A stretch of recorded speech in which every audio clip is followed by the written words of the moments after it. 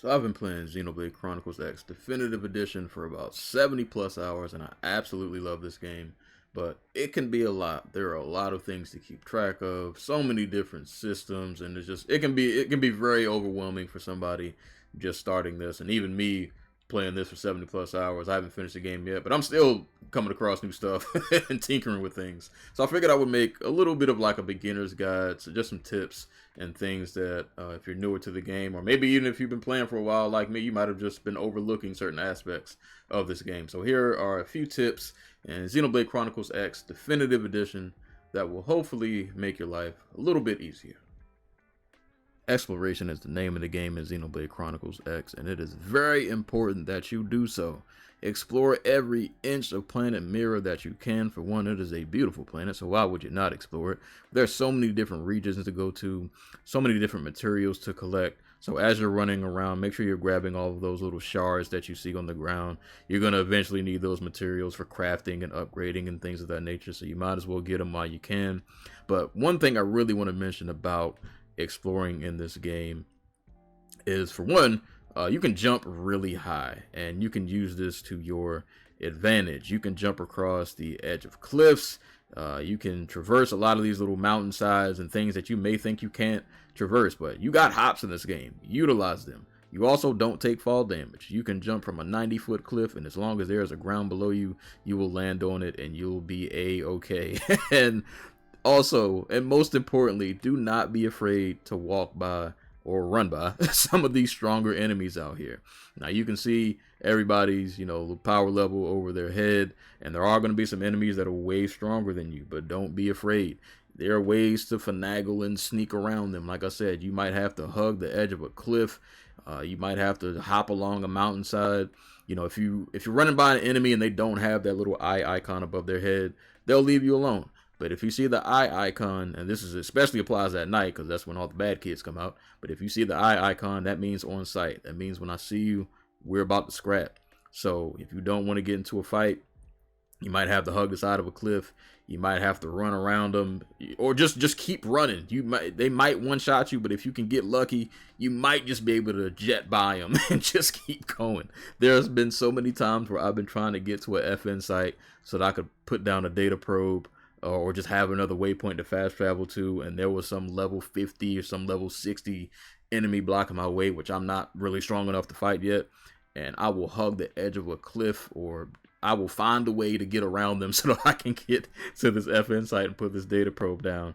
So exploring is very important. Gathering materials is very important. But you can traverse a lot better than you think you can. Like I said, you jump really high in this game. You can hug the edge of cliffs. You can jump along mountainsides. Use your terrain to your advantage. Do not be afraid to run around some of these stronger enemies. Sometimes there are ways around them. If you're creative enough to figure it out, I promise you can do it. So yeah, exploration in Xenoblade Chronicles X is very important. So make sure that you're exploring everything that you can. Now, the class system in Xenoblade Chronicles X is very important because this affects how you fight and what weapons you're going to have access to, and it's going to affect your playstyle. Whether you choose Striker, Commando, or Enforcer, each of which comes with its own different set of weapons and has kind of a different playstyle, as you'll get to see. Striker is more for guns blazing, balanced offense and defense. Commando is heavy on damage. Enforcer is good for ranged attacks. But one thing I just really want to encourage you is to switch classes often. Max out different pathways because it's going to give you a lot of versatility along the way, and I promise you'll thank me in the long run. So the reason I really want to encourage you to switch classes is because when you max out a certain class, you have access to those weapons even if you're in a different class. So for example, I started off as a Commando, then I did Winged Viper, then I did Full Metal Jaguar. Then I switched, and I'm now currently a Blast Fencer, which is under the Enforcer path. But because I've maxed out those other pathways, I have access to those weapons even as I'm a part of this class. So as you can see, the Blast Fencer, the standard arms are the Photon Sabers and the Psycho Launchers. The Full Metal Jaguar uses dual swords and dual guns. So let's say I don't like the Photon Saber that I have, and let's say I want to change it. I can do that because I maxed out that other class. So let's go to my ground gear and I'll just show you. So I currently have a Photon Saber equipped, but because I maxed out the other class, I still have access to my dual swords. So max out different paths, different classes, so that you can give yourself that added versatility. Like I said, I promise you, it'll help you in the long run. It's a good idea to switch classes and just experiment. You know, you won't like everything, but at least it'll give you access not only to different weapons but different skills.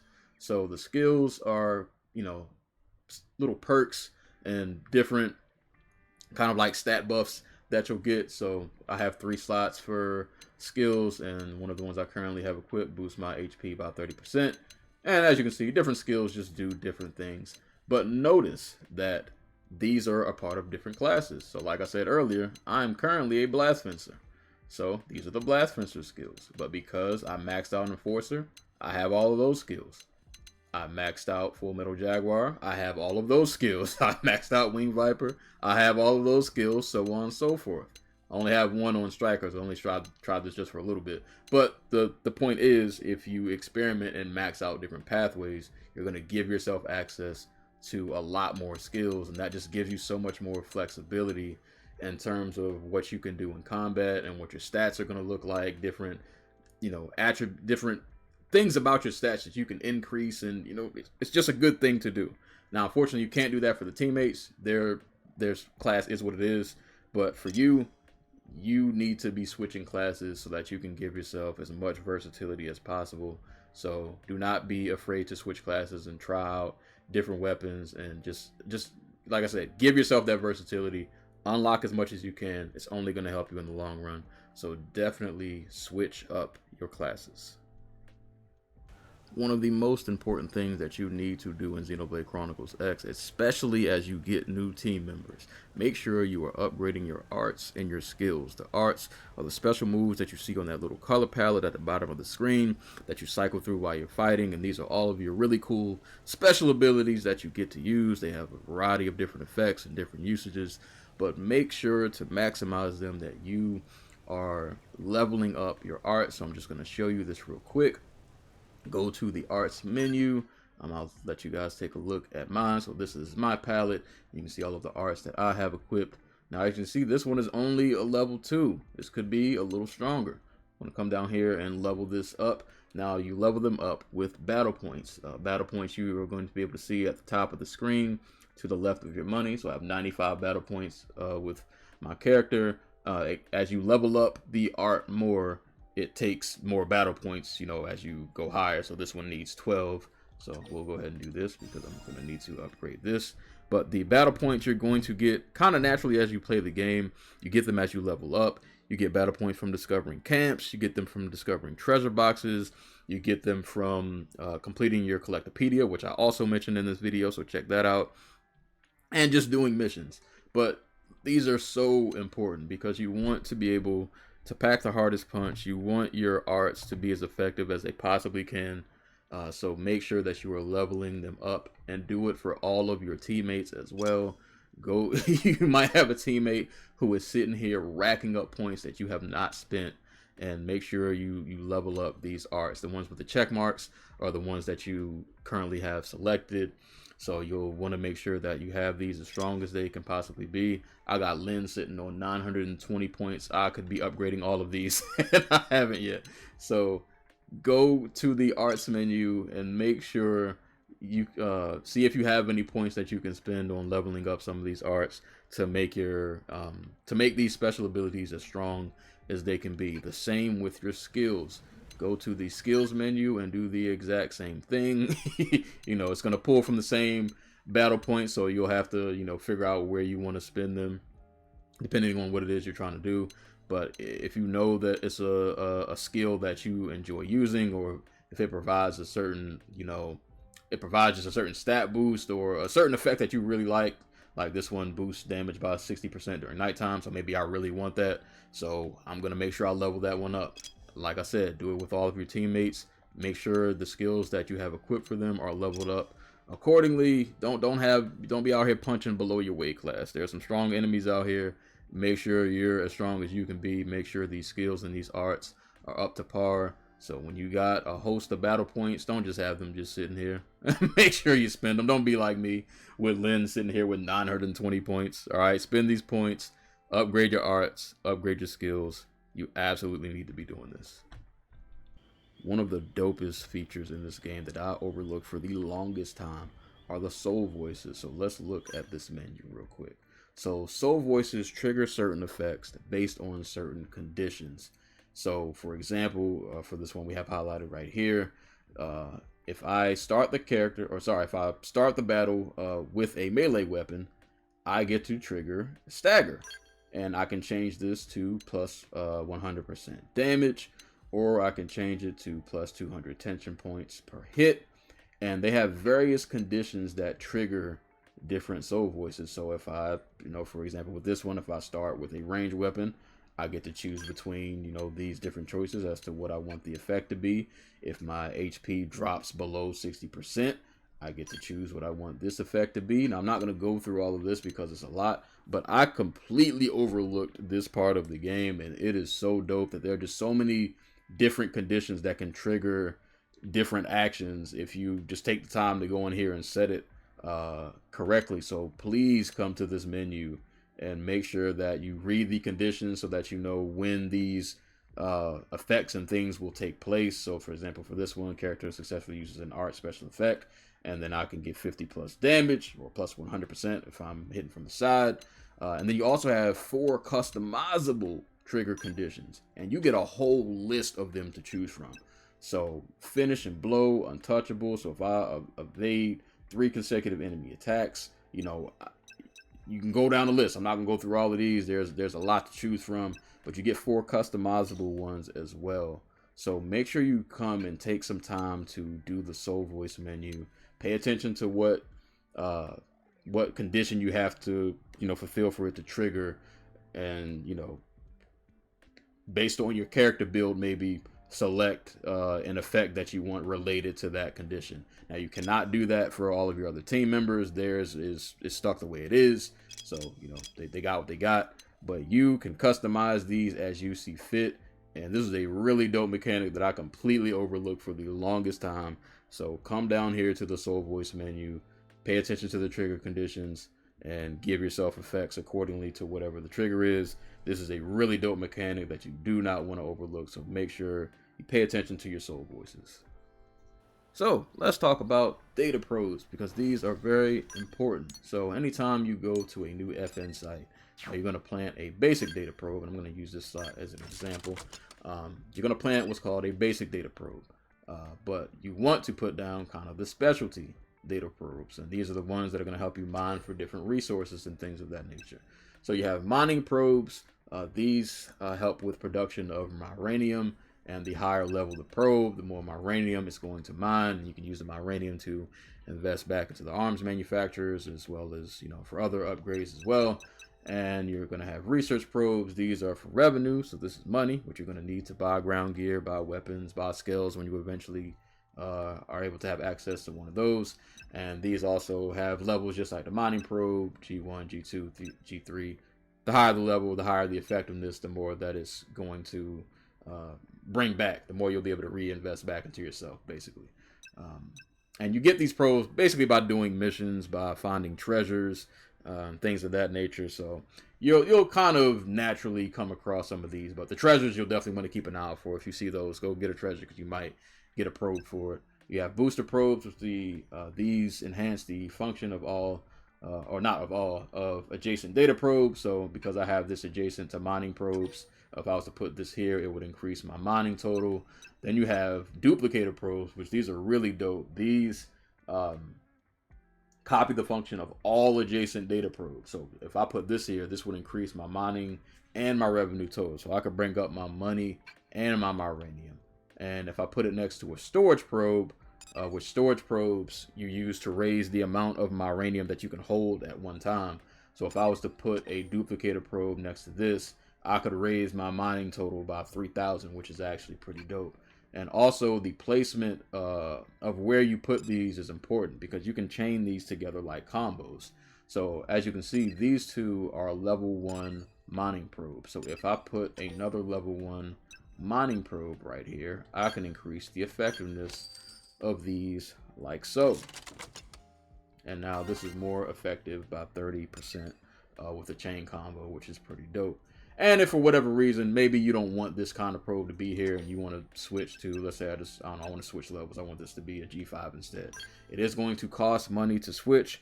Don't worry about the cost, man. You're reinvesting in yourself by planning these probes anyway. You're going to get the money back. If you want to switch it, just switch it. You'll get the money back. You'll be fine. But yeah, just keep in mind that it does cost to switch. And just be mindful of the placement of these probes. So you can take your time and kind of figure out how you want to lay these out. I probably need to redo some of these, honestly. Because there's some resources I could be mining where I have a storage probe at. But, you know, just make sure you do take some time to go through this and figure out how you kind of want to configure it. But every time you find a new FN site, if you have a data probe to put down, make sure you put one down so that you don't forget. You don't want to miss out on uranium. You definitely don't want to miss out on money. Make sure you're bringing that constant flow of resources in so that you can reinvest back into yourself. So yeah, definitely wanted to cover data probes because these are very important and they are an integral part of this game. Just wanted to make a quick mention about the camera in this game. Now, they might have covered this in the tutorial, but honestly, I can't remember. So I'm just going to talk about it anyway. But if you hold L and move the right analog stick, you can actually zoom all the way out. Oh, my mech's in the way. Move all the way out. Or you can zoom all the way in. I wouldn't play like this is first person. This is insane. But you can do that if you want to. So you can adjust the camera zoom to your liking. Also, a quick note, if you press R and up on the D-pad, they have a little drone camera that you can use, and you can get a nice little 360 view of what's going on around you on Planet Mirror. You can use this to scout out areas, see what enemies are near you, and you might even see one of the little FN sites off in the distance where you can place a data probe. It'll maybe give you a better view of where it's at. So just wanted to show this off. Like I said, they might have mentioned this in the tutorial, but I honestly can't remember. So just wanted to mention quick little notes about the camera. All right, let's have a conversation about affinity because that is very important in this game. Your affinity is basically the bond that you share with your partners and how strong that bond is. So it's marked by those hearts that you'll see on the active member screen. It's a good way to take a look at it and see how strong your bond is with certain members of your team. And you're going to want to max this out as early as you can and do it every single time that you get a new person on your team. The reason you want to do that is because some story missions and even some affinity missions, which are the missions that you can see on your Frontier nav that are the orange color coded ones, some of those require for you to have a certain level of affinity as a prerequisite for you to even be able to do the mission. So you're going to want to make sure your affinity level is high with all of the characters in your party. So one thing or a few things that you can do to raise your affinity. One is naturally going to happen as you do missions with the people in your party. Your affinity is going to raise. A really good way to raise your affinity is to do the heart-to-heart conversations. These are marked as these little conversations that show up as the heart marks on your Frontier nav. If you complete these and you answer, I guess, quote-unquote correctly, if you respond in a way that the character likes, you're going to get a lot of affinity for it. And not only will you get affinity for the person or from the person that you're talking to, you'll get affinity for members in your party if they also like the response that you chose. So something that I like to do is if I have like 3 people in my party who I have a low affinity bond with, I'll bring them all in the party at the same time and then do a heart-to-heart conversation so that I can raise the affinity of everybody at the same time. Another way to raise affinity that I like to, another strategy that I use is to go to the little control command center where you can do like the basic missions. I'll make sure I put it on the screen. A lot of those missions are very easy and a lot of them are like fetch quests. So you can knock some of those out really quick and just raise the affinity of your team members. I don't know if all of them bring affinity. I'm not sure, but a lot of them are easy, so it's just worth doing anyway. Just knock those out, and that's another way to raise your affinity level with your team members. So definitely make sure that you're doing this. They make it a lot easier to do in this game compared to the first because you can swap out multiple party members at the same time. You don't always have to have Elma and Lynn on the team, so it's a lot easier in this edition of the game to raise your affinity. But make sure as you get new members into your party, you're bringing them along on missions, you're having those little heart-to-heart conversations, and also keep in mind if affinity missions also will raise your affinity. But just a quick note about those. Affinity missions, you can only do one at a time. If you start an affinity mission, you cannot go and do anything else. So you're kind of locked into that one mission. Just a small note to throw that out there. But make sure you're raising your affinity bond with your teammates. Good thing to do. It'll save you a lot of heartache in the long run. Just go ahead and knock it out as you can do it. And it's a good way to just experiment and see who you like on your roster anyway when you get a new person. So bring them out on the field as you get them and make sure you raise that affinity level. A very small thing in this game that I definitely overlooked is the Collectopedia. So go to Intel, go to Collectopedia, and make sure you register every little item you find. So the items that the enemies drop, some of these are like the little shards that you're finding while you're running out and about. You can register all of these and you get rewards for them. Now, normally you get a reward, I believe it's when you clear like an entire row, and I don't think I have any unregistered ones right now, so I can't really show you. But yeah, make sure you go to your Collectopedia and register everything, because you can get battle points for some of these. You can get gear for some of these once you complete like an entire row. So make sure you're going to your Collectopedia and registering everything. And they break it down by section, so you can go, Prime Meridian, Noctilum, all of the other areas, and then you can scroll down and make sure you register everything that you actually collected. So yeah, don't forget the Collectopedia. Very small detail that I overlooked, and a lot of other people probably have overlooked also. So make sure you're registering all your items so that you can get rewards for them. Pretty important part of Xenoblade Chronicles X are your arms manufacturers. Now this is located right next to the shop terminal. So we're going to go over to the AM terminal and talk about this for a second.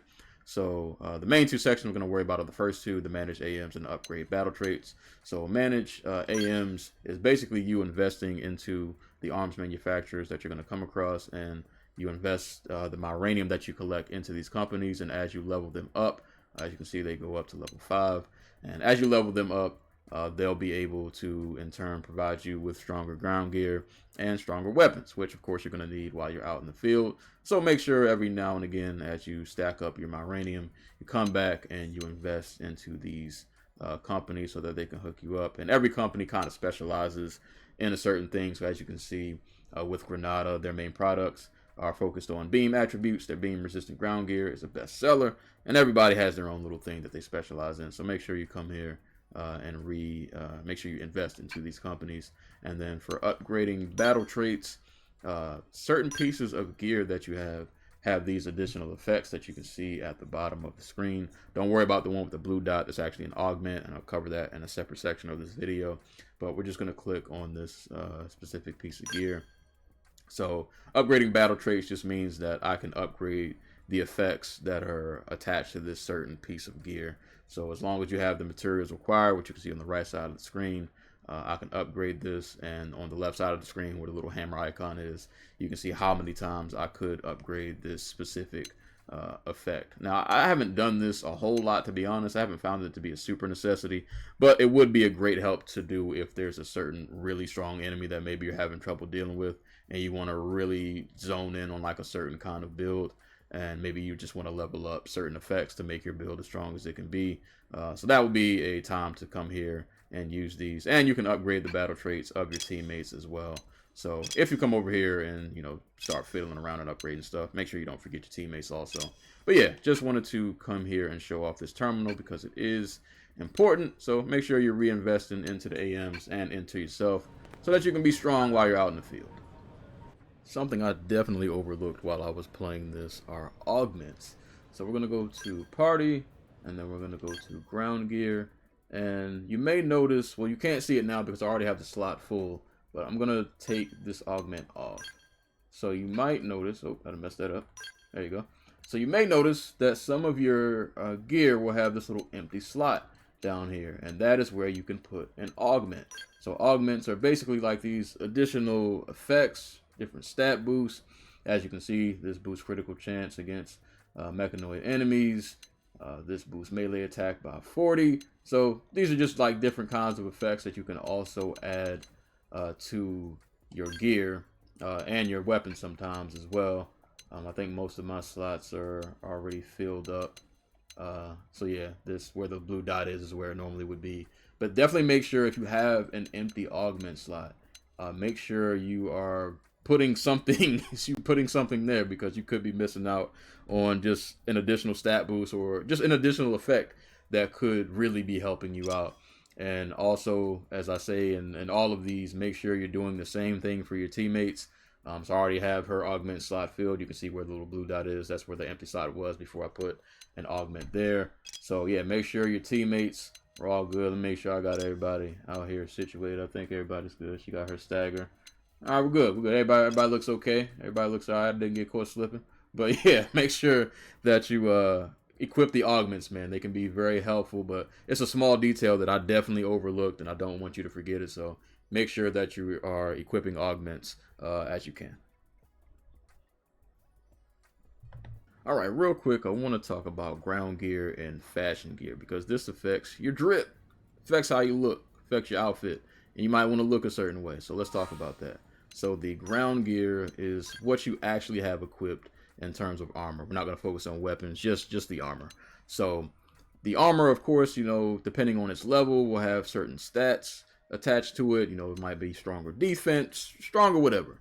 But you might not like how this looks. The armor might be great, but you look crazy. I got blue on one side, I got green in the middle. The colors aren't coordinating. This looks kind of wild. But have no fear. You can go to the fashion gear menu, and then you can actually change how you look. So no matter what you change in the fashion menu, it's not going to affect what you did in the ground gear menu. You're going to keep the benefits of whatever that armor piece was that you actually have equipped, but you can come in here and just change how you look, because you might not like how the actual armor looks. So you can come in here and change it and still retain the benefits of whatever armor piece it is that you have equipped. So if you want to change your look, do it in fashion gear. You can also change the look of your teammates as well, so y'all can color coordinate or just make them look however it is that you want them to look. So just wanted to give that a mention. You are not married to the ground gear look. You can come in the fashion gear tab and you can change it so that you can look the way that you want to. Now, at some point during your journey on Xenoblade Chronicles X, you're going to get to experience the awesomeness that are the Skells. These are the big mechs that you get to pilot, and they are amazing. But let me give you a warning. Take care of your Skell. Don't be out here being reckless, because these things don't live forever. All right, I need to give you this important rundown. Please listen. You get what's called Skell insurance. All right, you get to call Geico 3 times. All right, you get 3 things of Skell insurance. You lose one every time you die. Once you get to 0, if you don't have any more Skell insurance and you die again, guess what? You got to buy another one, and these things are not cheap. Take care of your Skell. Don't be out here being reckless, getting in fights that you can't win just because you got a mech. If you are about to lose a fight and you are in your Skell, get out of the Skell, run, do whatever you need to hold on to that insurance, because you don't want to be out here having to buy another mech, dropping boatloads of money that you may not have.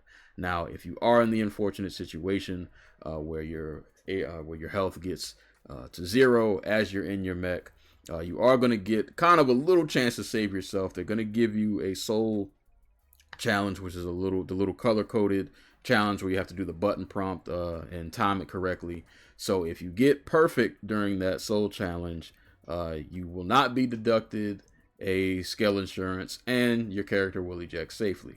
If you do it good, you will be deducted 1 Skell insurance, and your character will be ejected safely. And if you fail the challenge, you will lose 1 Skell insurance, and your health is going to drop down really low.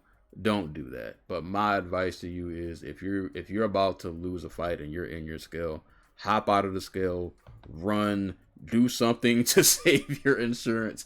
As you can see on my screen, I've been irresponsible. My green mech is down to 0. If I die one more time, it is a wrap for me, and I don't want that. So I got money, so I might just buy another one. But when I'm about to lose a fight, I just run, because I don't want to spend no more money. Take care of your Skell. Please take care of your Skell. If you are about to lose a fight, just run and leave and live the fight another day, so that you do not have to spend a boatload of money.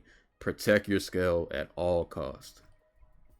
So these are just a few things and tips that I think you should know for Xenoblade Chronicles X Definitive Edition. Hopefully this helps somebody out. I know it's a lot, and I know I probably missed something, so if there are any helpful tips that you know about that I did not mention, feel free to mention them in the comments. And also, if you want a basic beginner guide about the combat, I'll also put out a video about that. So I'm going to leave a link to the description for that below, because I felt like the combat deserved its own video. But hopefully this helped you out. Let me know how you feel in the comments. But that's all I got for today's video. My name is Serial Sensei. Y'all stay safe. Y'all stay hydrated. And I will catch you on the next one.